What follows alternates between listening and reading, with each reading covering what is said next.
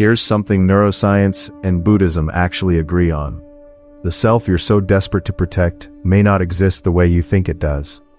You've probably lost sleep over it, that quiet dread that everything you are could simply stop. But in the next few minutes, something unexpected will shift. Not comfort, not denial, a completely different relationship with the unknown. Because it turns out, the part of you that fears disappearing is the very thing keeping you from understanding what you actually are. Let's look at what the ancient teachers saw and what they weren't afraid to tell us. It was late at night, deep in the quiet hours. Moonlight alone lit the room of an old temple. A flame on the wall trembled ever so faintly. Outside, not a single insect called, only time itself moved, slowly, unhurried. In that room, an aged monk lay at rest. His face held the expression of someone who had traveled a long, long road and finally arrived somewhere peaceful. His students gathered around him in silence, barely breathing. No one spoke. No one needed to. The air itself seemed to be saying something. The old monk's hands, folded loosely across his chest, still bore the calluses of 10,000 mornings of sweeping the same stone path. Each stroke, it turned out not cleaning the ground, but cleaning the one who held the broom. One student, the youngest, found herself thinking not of death, but of a river she had crossed as a child, how the current had frightened her until she stopped fighting it and simply let her feet lift from the bottom. Buddhism has a word, the intermediate state, the bardo. It refers to the time between death and rebirth, when consciousness drifts, untethered. In the Tibetan text known in the West as the Tibetan Book of the Dead, a story has been passed down through generations. A revered monk, after a lifetime of practice, breathed his last in stillness. His students were swallowed by grief. But before he passed, he had left them these words: "There is nothing to fear. Death is like slipping into sleep. Consciousness doesn't disappear, it simply changes form and continues its journey." One student, voice trembling, asked, "Teacher, after we die, where does our consciousness go? Is it dark there? Does it hurt?" The monk opened his eyes slowly and smiled with great calm. "That depends on the kind of heart a person carrying while they were alive. If you depart holding anger and fear, your consciousness will be pulled by those feelings. But if you leave with a quiet heart, your consciousness will move toward the light. What matters most is the state of your mind at the moment of death." According to Buddhist teaching, when a person takes their last breath, consciousness doesn't vanish right away. For a time it drifts through what is called the intermediate state, the bardo. How long this lasts varies from person to person, but it's said to extend up to 49 days at most. Yes, the 49th day memorial ceremony, the ritual many of us have held dear for generations, it was born from this very understanding, that the consciousness of the one we lost is still mid-journey. Within this in-between time, consciousness encounters many things. It may meet a brilliant light.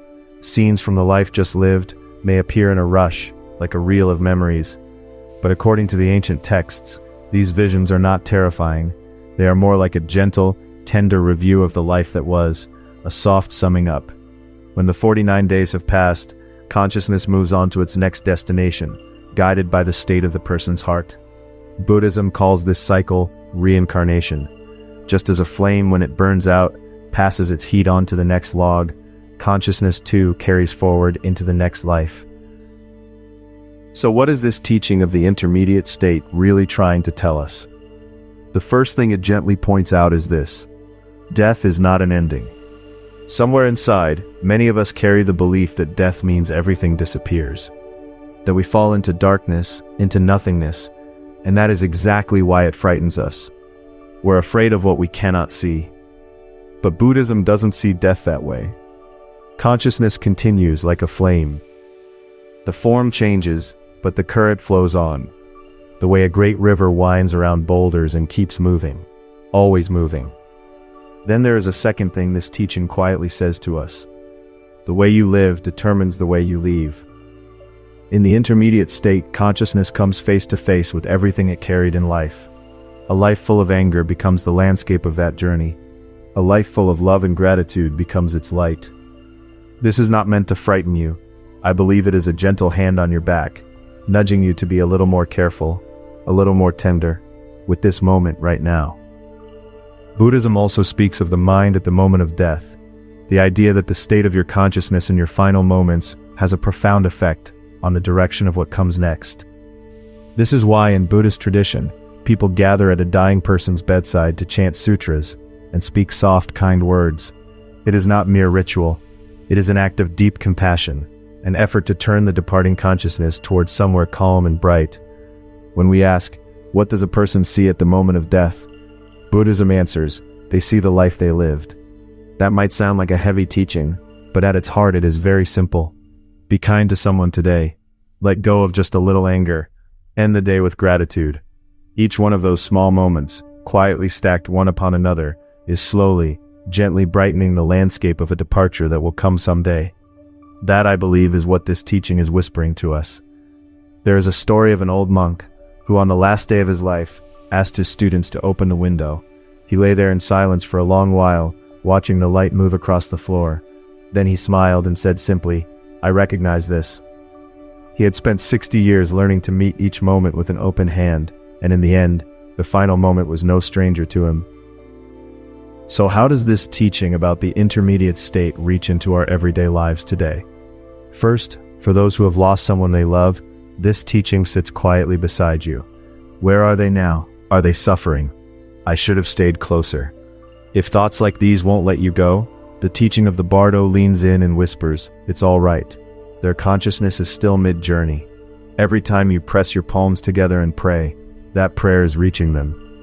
Knowing that the 49th day ceremony carries not just cultural tradition but deep spiritual meaning changes the way you can hold that time. It becomes less a formality and more a warm sending off, a way of lighting the path for a consciousness still traveling. For those who are afraid of their own death, this teaching says, you fear death because you don't know what it is. But consciousness continues. Every kindness you offered someone today will become light that travels with you. That fear of death is something everyone carries, and often the older we get, the more illness we faced, the heavier it becomes. But when you look through a Buddhist lens, so much of that fear comes from the unknown. When you begin to understand that death is not a wall but a doorway, that fear slowly, quietly begins to change shape. And in the simplest sense, this teaching is useful for how we live each ordinary day. The question, what will I see at the moment of my death, is really the same as asking, what kind of heart am I carrying right now? Days that end in stored up anger leave something behind. But days when you said thank you, days when you offered a small kindness, those leave something behind too. Something warm. Thinking about the moment of death is not about being afraid. It is about asking deeply how to be present in this moment. That may be the most important gift this ancient teaching is handing to us today. Tonight, before you fall asleep, pause for just a moment. Ask yourself, what kind of heart did I carry through today? That one small question can quietly change tomorrow. A farmer who tends the soil each morning doesn't wait for harvest season to care about the earth beneath his hands. He knows that what he does today is already shaping what will rise. In the same way, the moment of death is not somewhere distant waiting to ambush us. It is being assembled, quietly and faithfully, out of everything we are doing right now. Each conversation we have with patients, each grudge we choose to set down before bed, these are not small things. To truly sit with what the moment of death reveals, we first explored what shifts inside us the moment we accept that death is coming. That teaching lives in an earlier episode. Death is frightening. Of course it is. What we don't understand, we fear. What we cannot see makes us uneasy. And I want to say, that doesn't mean you are weak. I think it means you are living honestly. If I were to wrap today's teaching into a single sentence, it would be this: the way you live today becomes the landscape of your leaving. To those who have lost someone dear, please keep lighting their path with your prayers. That light is reaching them. I truly believe that. To those afraid of their own death, the kindness you showed someone today will not disappear. It is changing form, and it will travel with you. Thank you so much for being here and listening all the way to the end. The fact that you gave this your time and attention, I think that alone has made today's journey a little brighter. Please, take good care of yourself tonight. Until we meet again, carry one small kindness with you. Offer it to a stranger, or perhaps just to yourself. Even that is enough. Even that leaves a mark on the world that death cannot erase.